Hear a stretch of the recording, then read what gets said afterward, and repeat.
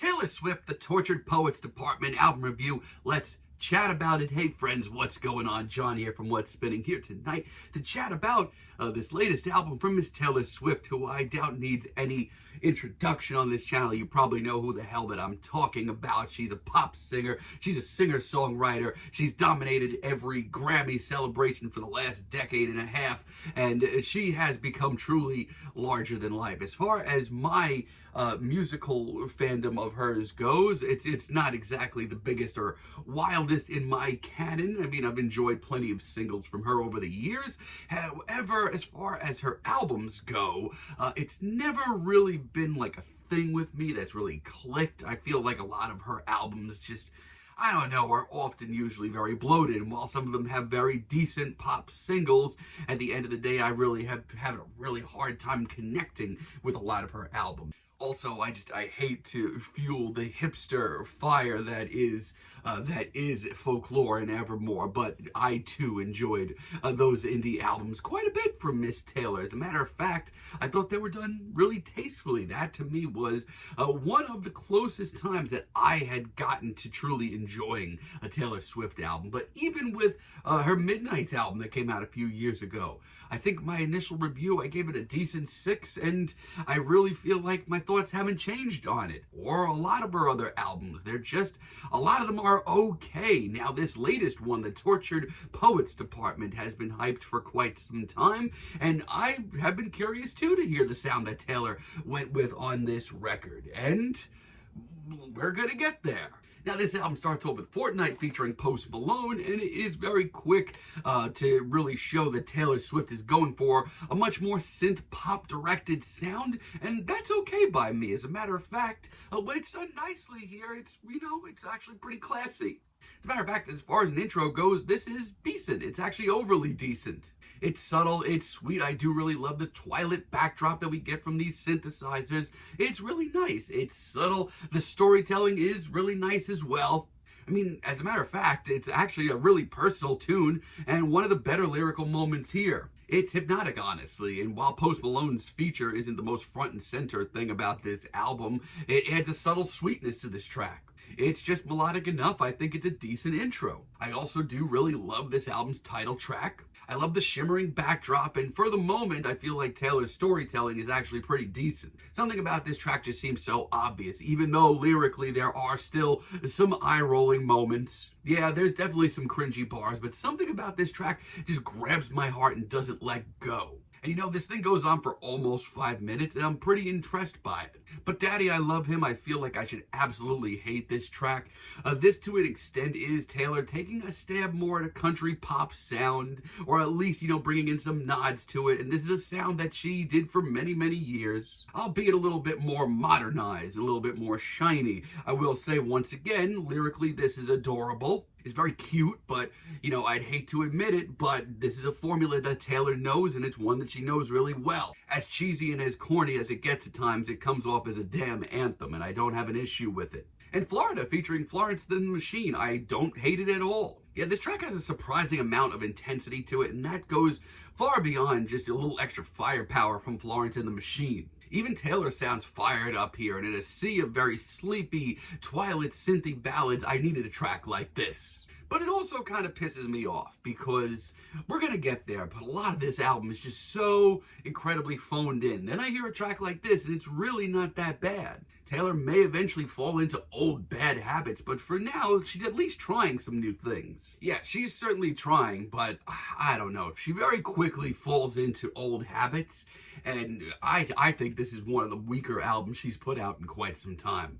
Like Down Bad, for example, this track is way too subtle for my liking. I don't know, there's some really decent tracks here, but this to me sounds like one of the more forgettable songs from her Lover phase. This beat is just so phoned in, and the storytelling has taken a sharp decline. Even her attempts at making this track a little bit more edgy are just doing nothing for me. Guilty as Sin, God, this track is just so boring. I think this is track, by far, is the worst track here. Hey, here's something that I didn't think I was going to have to say once on this entire record. Nothing at all. Yeah, I've literally got nothing on this track. I feel like I've heard this 100 times from Taylor. But this time around, she doesn't sound nearly as invested in it. No excuses for this, come on. Yeah, while the synthy direction of this album was, uplifting and made me feel like she was trying something new, very quickly we have fallen into such old habits, and this time around, I just feel like she's not even feeling this. Like my boy only breaks his favorite toy. Come on, this is just so middle of the road to the point where it's frustrating. Like on one hand, the synthy beat, I do really like that. Also, this hook, my God, it is so infectious. It sticks with you all day. It is really memorable. What I'm upset about is lyrically we are falling so fast. Vocal-wise, production-wise is great, but lyrically I'm right back into the zone of we've been here way too many times for my liking. On So Long London, Taylor goes for an artsier pop sound and the backdrop behind her is really nice. And her performance is one of her most intense, commanding performances here. But lyric-wise, I don't know what happened, but this is all of a sudden just complete bullshit. And by the end of this track, instrumentally, even this track is getting on my nerves by this point. We've been here.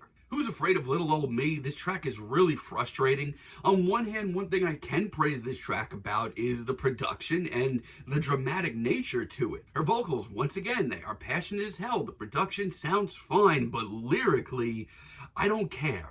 Then I hear L.O. My L. I mean, God, this to me is really even more frustrating. This to me sounds like Exile from Folklore, but like so much less interesting and less dramatic and not even nearly close to being as well performed as that.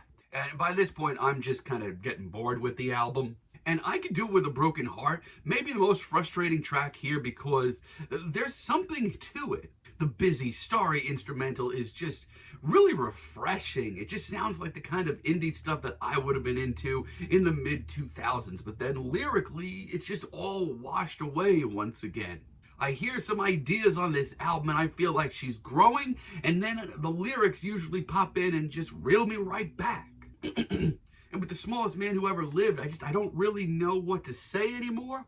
So much of this is under average. Just once again, just so under average. This is the bare minimum. And by this point, the gaudiness of this record, the big sound of it, is almost a slap in the face by how little lyrical substance that we've gotten here. And yeah, there are some tracks later on in the album that I do really enjoy. Like I Could Fix Him, No Really I Can. I like this track a lot. As a stripped down little tune, this one, it hits pretty hard. It's got that grit to it. I love the strummed riff, and I really do love Taylor's commanding performance here. There's an intensity of this track that I can't say no to. When she really tried on this record, there's an interesting sound here. She actually ends off the album really well, too. Like the Alchemy, for example. This is one of my favorite tracks here. This, to me, has the big sound that this album demanded. This album has ridiculous shoes to fill, and on the Alchemy, it does just that. Taylor's performance has a lot of fire to it, even if this track is a little bit more slow-burning than anything. Honestly, I wish we got more tracks like this, because it's easily one of the most original sounding tracks here, and Taylor just sounds at her most passionate. And I do really like Clara as a finale as well. Her performance here, it's one of the more sincere on this record. It's got the drama, it's got the cinematic vibes, it's very visual. These are all things that I love. Yeah, I feel like Taylor really phoned it in with this project because, I've enjoyed some projects of hers casually over the years, but it's been a while since I've truly loved one, and this one is certainly not going to be the one to do it. It's really frustrating because, when she brings out, her more passionate performances here and lyrically gives us something different, the synthier side of this album is really compelling and really passionate and something different in her canon. My biggest issue is how very quickly this album disintegrates into where we've been for a long time. And there's a lot of this album that just seems like Taylor doesn't even care anymore. So why the hell should I? Who the hell cares? This album's going to already top every critic's list at the end of the year. But what can you do? For now, I'm feeling a very light 5 on this album, but let me know what you all think down below. If you liked the video, be sure to give us a like, give us a subscribe, and let me know down below what you would like for me to chat about in the future. And until next time, have a great day, friends.